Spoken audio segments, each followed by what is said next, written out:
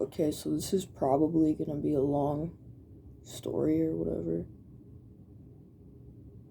So you can like skip through it or something. But if you watch the whole video, good for you, because that takes a lot of patience for some people. So anyways, yeah. If you haven't heard already or you don't know already, I'm Shane. He, him pronouns. I'm transgender, female to male. Currently, I'm not on testosterone. And I'm not wearing I'm not wearing a binder or stuff like that. I came out on Saturday, December 4th, I believe, of 2021. And I've always felt like a guy my whole life. But yeah, we're not gonna get into that. This is just my coming out story. So let's just get into that.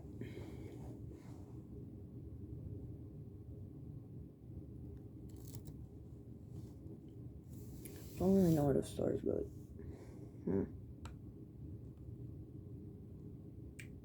So I was having confusion, of course, like, why am I a girl? Why am I a girl?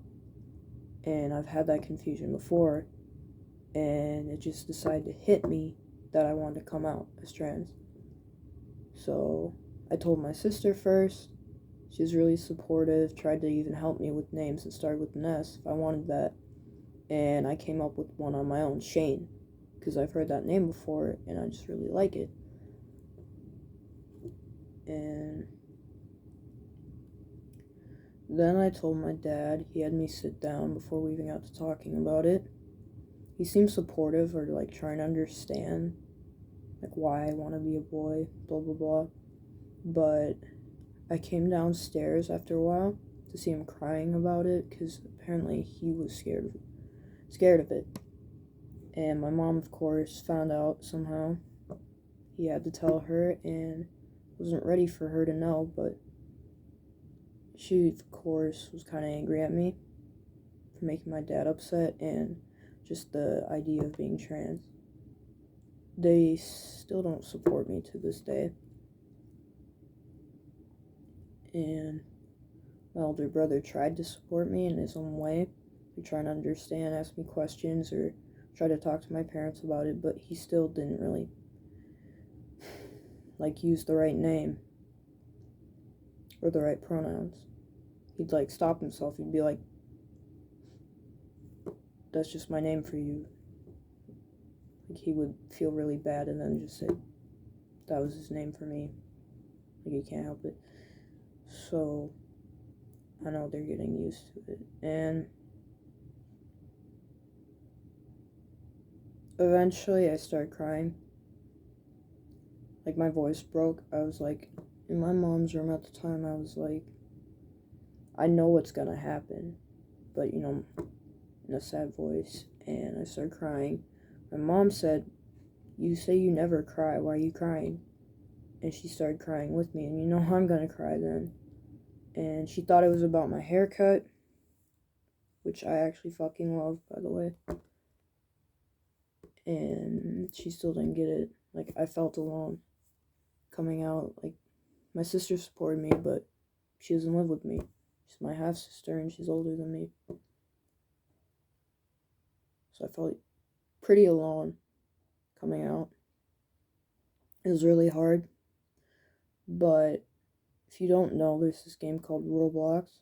I play it, and there's this LGBTQ hangout game where I'm actually the security of the game, so I make sure like everyone's respectful, or I handcuff them, jail them in the game. And a lot of people were supportive there. So I went to that to get some support. So there's definitely resources for anyone who's going through the same thing. And that's it. Thanks for listening to my coming out story. It's pretty short and probably boring, but yeah. Honestly, I would give like a few things of advice to someone who's looking like to come out. 1, don't do it if you're not in a safe environment. Like if you're in an abusive household and you know they would do something bad to you.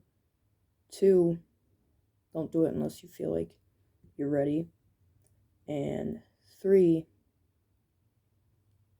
just make sure that you don't let anyone make you feel bad. Because it's just who you are. There's nothing wrong with you. You're just expressing yourself. And you just have to be confident and know that the outside world is much more accepting, usually.